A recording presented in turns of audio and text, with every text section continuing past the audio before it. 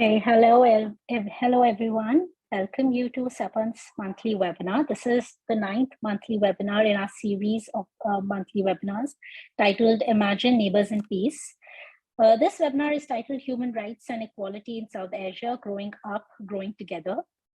And we're doing this at a time when Bangladesh commemorates 50 years of its independence. And this month also marks 36 years of the founding of SARC. And interestingly, we have an amazing group of young activists and speakers who will be sharing their dreams of a human rights violation-free South Asia, sharing dreams of peace, of justice, of democracy, of freedom through their statements, through their music, and through their poetry. And interestingly, most of us who are here were not even born when SARC was founded. So that's the context. And Human Rights Day was also commemorated on 10th December, which is to commemorate the adoption of the Universal Declaration of Human Rights. We're doing this session at a time when across South Asia, we're confronting the challenges of majoritarian authoritarianism and discrimination based on religion and ethnicities.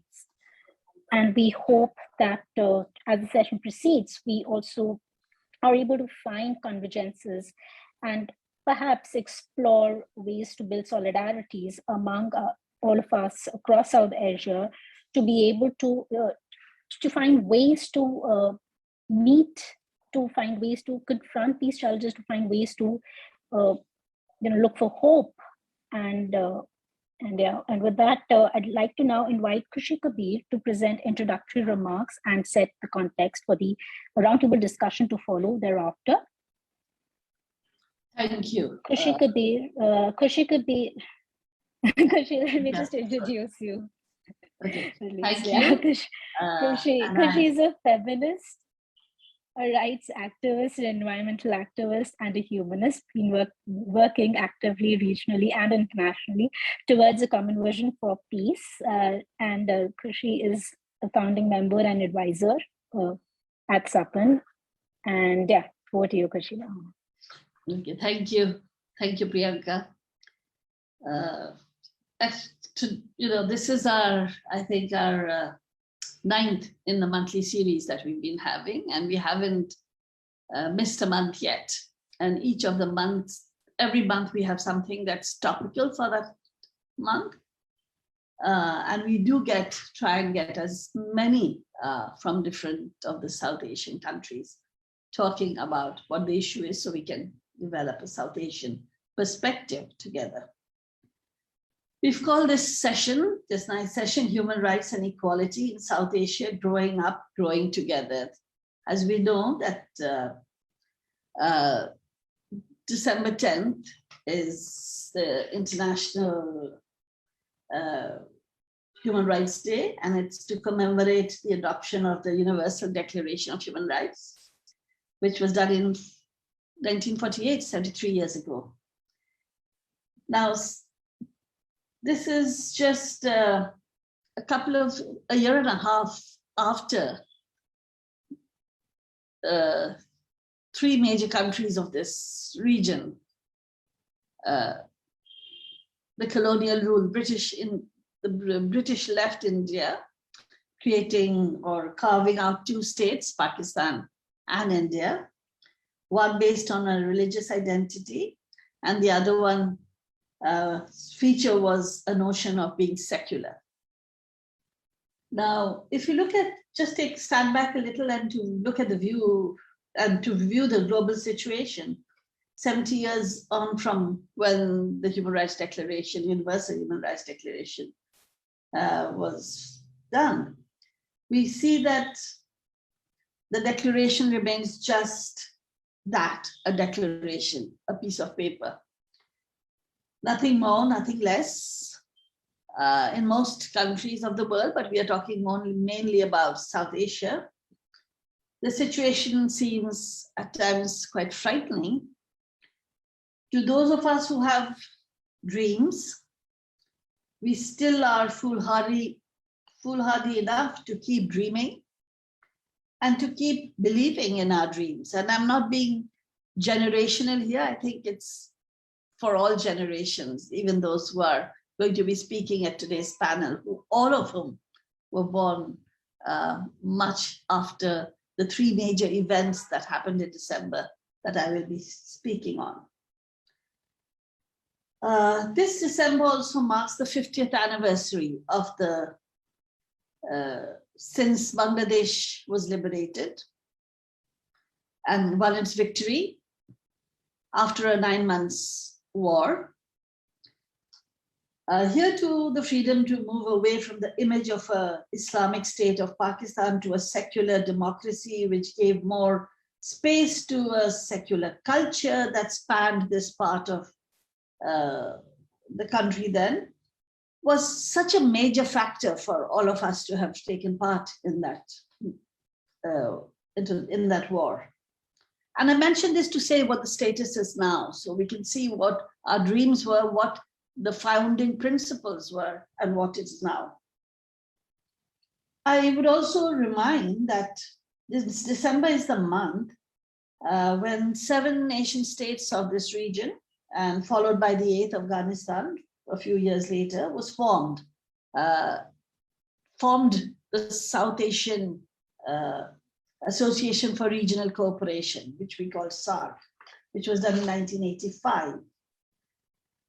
And you know, a lot of what SARC said also follows what is the Article 1 of the Universal Declaration of Human Rights, that all human beings are born free and equal in dignity and rights. Now, Article 1 of SARC founding charter also talks about promoting the welfare of peoples of South Asia, to improve the quality of their life, to contribute to mutual trust, understanding and appreciation of one another's problems. So let's see where we are now. Yeah, let me just introduce Vakas as well. Sorry. Vakas will be, thank you for setting the context, Kushi. That really lays out what we have coming up. Now we have the Youth Roundtable on Sharing Aspirations with a very impressive and inspiring panel of speakers. The discussion will be moderated by Vakas Nasir. Vakas is an agrarian activist, educationalist, and a performer. And I'll hand it over to Vakas now to introduce the speakers as he moderates the discussion. Over to you, Vakas. Hello, everyone. My name is Vakas Nasir. And firstly, I would like to start by saying that it's an honor for me to moderate this session, which features such diverse and dynamic speakers who are not only young, but exceptional in whatever they do. So I'd be inviting the speakers and I'll be introducing them as they appear on the screen. So the first speaker who's going to share her thoughts is going to be Lara Jesani. And Lara Jesani has been practicing law in Indian courts for over a decade and is currently an independent litigator with her primary practice based out of Bombay High Court and National Green Tribunal. She takes up cases of human rights violations and represents project-affected communities and civil society organizations in matters pertaining to environmental concerns and violations, pollution, disasters, bad infrastructure projects, and displacement. She has been part of and continues to work with several collective networks, groups, and collaborate with CSOs, business and human rights initiatives, and intersectional feminist collectives on issue basis. Lara, you have 5 minutes and you can start right now. Thank you so much, Vakas, and I thank all of you at SAPAN for inviting me. I was listening to the earlier speakers and the context of today's meeting, and I don't think there's a more relevant time to have these discussions and to have them amongst us from different countries in South Asia. We all, I'm sure many of you know what has been going on in India, and the kind of situation that Kushi spoke about is has been replicating in India daily. We have seen rising intolerance. There have been attacks on religious minorities. Also, activists who have been working on many of these concerns have faced attacks. Human rights defenders have been criminalized. we also have seen a lot of social legislations which have been changed. There have been dilution of protective laws. The whole demographic of the country is, I mean, in terms of its governance, has been, shifting. And along with this, we have, there has been, growing mistrust and hate, which I think, is of a huge concern to all of us here, but particularly to the youth who know that, that this shift means a lot and defines their future.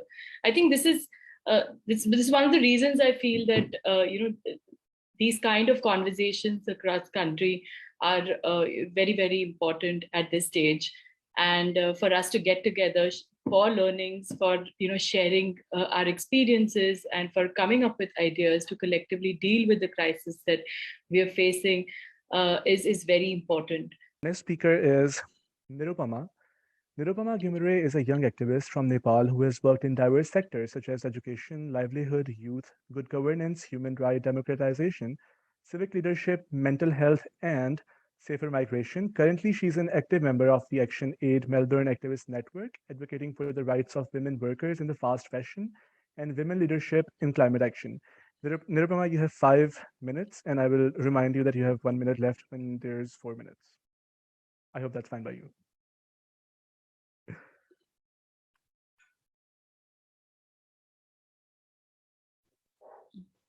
Thank you, Wakas.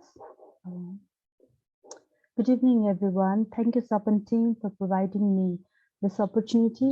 Today, my presentation will focus on the overview of Nepal's human rights situation, youth activism, and especially the role of social media, with a particular focus on Nepal. So, talking about Nepal, we have to say the situation of the aftermath of the long civil war. Though there has been a peace treaty and it's already 2 decades, there is still the cases of disappearance, and still the more than 6,300 victims are waiting for justice for the crime committed by the state and armed opposition. Also, there are over 800 cases of disappearance that has yet to be addressed. And other prominent issues of human rights are caste-based discrimination, gender-based discrimination due to the patriarchal culture and norms, values that is well reflected in our practice and legislation, freedom of speech, privacy, citizenship, education, health, and security. So in today's scenario, like the cases of discrimination such as caste-based discrimination and gender-based discrimination is rising, or I would like to put like it's coming forward than before. And one of the reasons being it's being highlighted in the social media. So in today's scenario, like if you talk about the activism scenario in Nepal, so the approach of activism and advocacy is shifting from street to social media, especially with the youth activists. As you all have noticed in recent years, like digital activism has grown its popularity, and Nepal is also catching the flame. So its influence has been unparalleled, more so than ever, given the situation created by COVID-19, where the world has moved to the remote setting. So the virtual approach to anything has been the way to go, and Nepalese youth activist society is also in that path. So in this context, like talking about the youth in Nepal, so youth population accounts for the large chunk of population, where over 28% of youth are youth, and number is expecting to rise.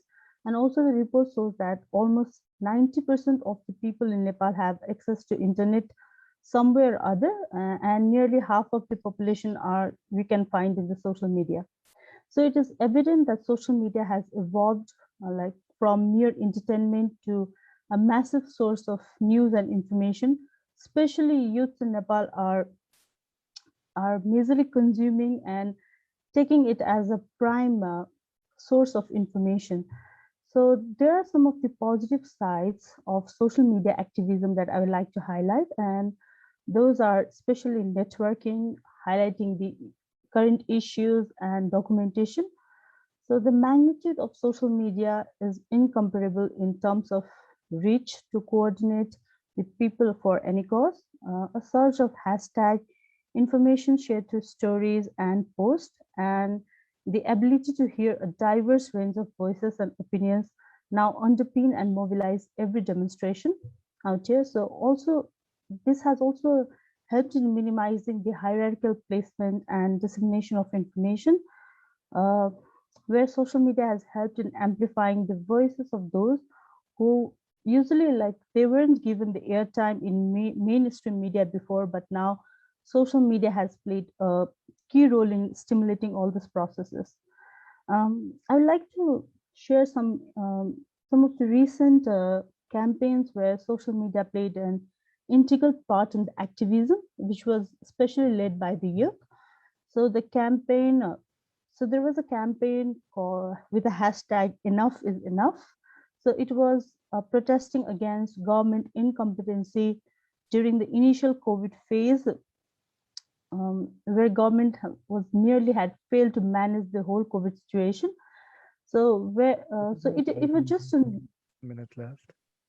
Yes. Okay. So it was just a loose network where which came through the social media, and this campaign was very, very successful in making the PCR test mandatory to determine the COVID-19 situation. So there are other similar examples that we can see in the youth activist movement. So having said that, so in SAARC region, like we all know, like youth accounts for nearly 29% of the total population, and internet use has doubled since 2014. So I think the discussion on the social media and youth activism becomes very crucial in this point. However, I would like to wrap my sharing with a statement by David Cave, UN Special Rapporteur and Clinical Professor for Law at the University of California. Human rights, quote unquote, human rights, its vocabulary, its framework, its vision provides a basis for restraining the worst intrusive and violation of digital world and promoting its best. Social media has also been used to misinform, incite violence, and interfere social political movement. Therefore, especially in our region, responsible use of social media should be prioritized and promoted for the protection of human rights. Thank you for listening. Thank you so much, Nirupama, and thank you so much for highlighting that social media is much more than the source of entertainment. And it's good to see that the youth finally is realizing that and working towards making it a better place where we can, voice our concerns and experiences. So my next speaker would be Sushmita S. Preetha. Sushmita S. Preetha is a journalist, writer, and researcher based in Bangladesh. Currently, she is Impact Editor, The Daily Star. She writes and researches on gender, human rights, labor rights, and globalization. Sushmita, you have floor for 5 minutes. So this year, as I was saying, this year has been a momentous one for us in Bangladesh, marking 50 years of our independence. And we've spent a lot of time over the past year and this month in particular, talking about the great strides Bangladesh has made in becoming the development miracle from Kissinger's infamous basket case. And of course, I don't want to downplay the achievements we've made, but it's truly saddening that 50 years later, we remain far from freeing ourselves from the tyranny, oppression, inequality, and authoritarianism that our forefathers and mothers have fought against. Although Bangladesh is set to be among the top 3 fastest growing economies in the world by 2022, it's also one of the most unequal economies. The number of ultra-wealthy people in Bangladesh increased faster than in any other country in the world between 2010 and 2019. And just 1% of our population holds over 16% of the total national income in 2021. So behind our success story lies a tragic but avoidable tale of poverty, unemployment, corruption, and curtailment of basic human rights. Next, we would like to move towards our last speaker for this session, and that is Ammar Ali Jan. Ammar Ali Jan is a historian who works on the history of ideas. He holds a PhD from the University of Cambridge and is also the founder of Haqooq-e-Khalq movement. He has authored the book Rule by Fear, 8 Theses on Authoritarianism. Hello, Ammar. You have floor for 5 minutes, and your time starts now. Thank you so much, Vikas. And first, I'd like to give my solidarity to all the speakers, particularly to Zahra. I'm sure we all were extremely moved by her presentation. And we in Pakistan see what's happening in Afghanistan with a lot of concern, primarily because of the negative role played by the Pakistani state in the region.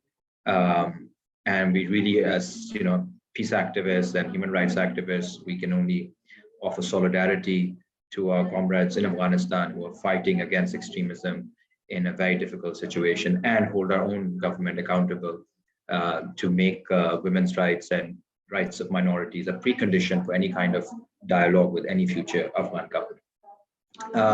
In terms of what's happening in Pakistan, I think the story is similar to what's happening across the region. One of the things I think is very scary for us as South Asians is that the idea of South Asia, the way it's being presented today, is one of fear, of insecurity, of enmity.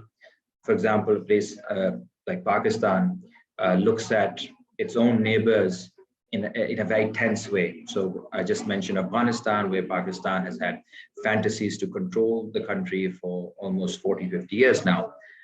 Similarly, both the Indian and the Pakistani states, they look at each other as the necessary devil that justifies militarization, that justifies quelling of internal dissent. So it's almost like there's a secret kind of bond between the ruling elites of India and Pakistan, because they require each other for sustaining themselves.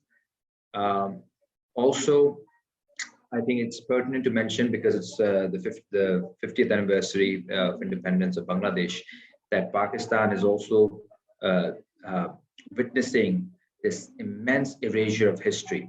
Over the last 10, 15 years, after a silence over Bangladesh, people had begun asking inconvenient questions about what had happened, and a lot of politicians started apologizing, or at least acknowledging the crimes committed by the Pakistani state in Bengal. I think what has happened over the past 2-3 years is a reversal of that entire memory, that slow kind of steeping in of the truth. And this year, particularly, there was extreme propaganda done by the Pakistani state to posit the Bengali liberation movement as an Indian conspiracy, to show that all of this was the fault of a few intelligence operatives, and that actually East Pakistanis wanted to live with Pakistan. And this did not just happen on Twitter; it also happened in the mainstream media and in academic conferences. Ammar, thank you so much for beautifully summing that up. So beautifully summing up all the discussion that has been going through, and presenting the thorough analysis of South Asia and how is it being presented globally. So now I would say the floor is open for the questions. So are there any questions? You can put them in the chat box, or you can comment on the Facebook Live, and I'll present it here.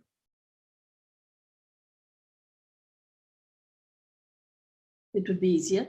I wanted to just ask a question generally to everybody who spoke.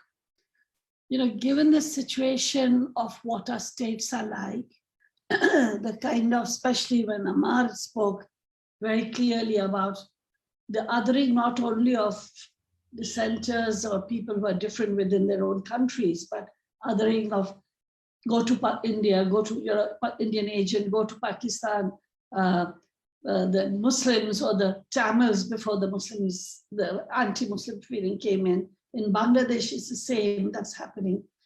I just want to understand that, do all the speakers here feel that there is any hope, any chance that, or a reason for South Asia to come together? Is it possible for South Asia to come together? South Asians, I wouldn't say South Asia, but South Asians to come together in any way whatsoever? Is it a dream that we're just dreaming that will never happen, or can it really happen? What are your feelings on this? Well, the question is posed to all the 4 speakers, so I'll start with Ammar Jan, and then out among the 4 speakers, if anyone wants to address that. So, because Ammar has to leave, so Ammar, you have the floor for like 1 to 2 minutes maximum. Yes, thank you so much, and thank you so much, Preetha, because I'm big fan of your work and I follow your work in the context of Bangladesh. I think it's absolutely necessary for us to think in a more cosmopolitan way. I'm not saying that it is easy, but the danger is that because progressives have become so insular themselves, they're only thinking about the local level, the village level. We've left the universal to right-wingers. Their imagination, the Muslim right-wing imagination, is about creating a caliphate. The Hindu imagination is by Hindu Rashtra. The grand ideas of history today are with the right. And this, I think, is a terrible reversal, that the right is the one that's giving revolutionary, bold ideas, and the left is just being defensive and protective, protect my rights of the constitution, protect my women's rights, human rights, all very important. But I think we cannot, it almost seems like we're the one who are trying to conserve, and the others are the ones who actually have grand agendas. And I think we have to flip that at some point and really say that there is another way of being Pakistani, Indian, Bangladeshi, Sri Lankan, Afghan, and another way of being South Asian, and another way of being human. Because what we're being sold in the market is deadly and dangerous. And we need to, in my opinion, in any case, need to come up with bold ideas. And I think there will be resonance because people are looking for bold ideas and people are looking for broad schemes, which the left used to present back in the day, and now it's retreated. That's my opinion. Thank you, Ammar. Anyone else who wants to address this question? Lara, Sushmita, yeah, I'd like to just follow on that, if I may, just for a minute. I just want to kind of, kind of echo what Ammar was saying. I think it's also really important for us to be very honest in assessing our own movements and the ways in which nationalisms are also present and have become more of a trend in our own movements. And I think that's a very real problem, that even in our movements, we're finding more and more that nationalisms are taking root and have much more kind of favor, and I think nationalisms across the region and across the world have just become, much more popular and much more favored, even within movements. And I think we have to be really aware of that, and we have to be very honest about that. And I think the second thing that I just wanted to say was that I think it's also very important to connect to not just regional, but global trends, which are, again, really reinforcing nationalisms, which are anti-migration, in particular, anti-migration, and, really reinforcing the kind of importance of the nation state and the violence of borders. So I think that's the context in which we are operating right now, and it's not just a regional reality, but I think very much a global reality. Just like Ammar was saying, I think conservative right-wing forces have really captured the narratives about the nation state and about that identity. So I think we should be very clear about how those things also take root in our own struggles, and that we are not above that rhetoric sometimes, unfortunately.